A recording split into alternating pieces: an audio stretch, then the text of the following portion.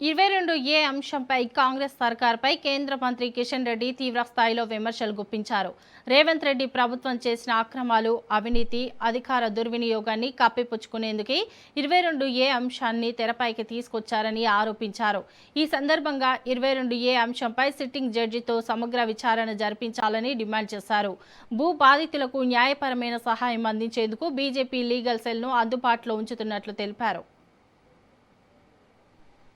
మధ్యన జరుగుతున్నటువంటి న్యాయస్థానంలో జరుగుతున్నటువంటి కేసులకు సంబంధించినటువంటి భూములే 22Aలో ఉండాలనుకుంటే ఈరోజు ప్రైవేట్ వ్యక్తుల భూములు, అనేక సంవత్సరాలుగా ఇల్లు కట్టుకుని నివాసం ఉంటున్నటువంటి భూములు, ఆయా ప్రభుత్వ అనుమతులు తీసుకొని, అది మున్సిపాలిటీ కానీ, గ్రామ పంచాయతీ కానీ, మున్సిపల్ కార్పొరేషన్ కానీ అనుమతులు తీసుకొని, ఎలక్ట్రిసిటీ కనెక్షన్ తీసుకొని నిర్మాణం చేసుకున్న తర్వాత ఇంటి ట్యాక్సులు కడుతున్నటువంటి ఇళ్లకు సంబంధించినటువంటి ప్రాపర్టీస్ను కూడా ఈరోజు 22A కింద పెట్టి మరి ఈరోజు ప్రభుత్వం ఏ రకంగా వేధిస్తున్నదో మనం చూస్తూ ఉన్నాము.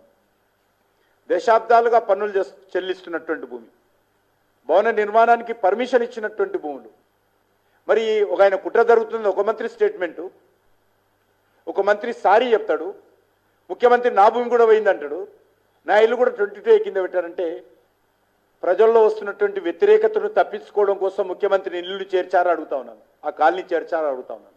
ఇదంతా కూడా భూదందాలు చేయడం కోసం లిటిగేషన్స్ క్రియేట్ చేసి పబ్బం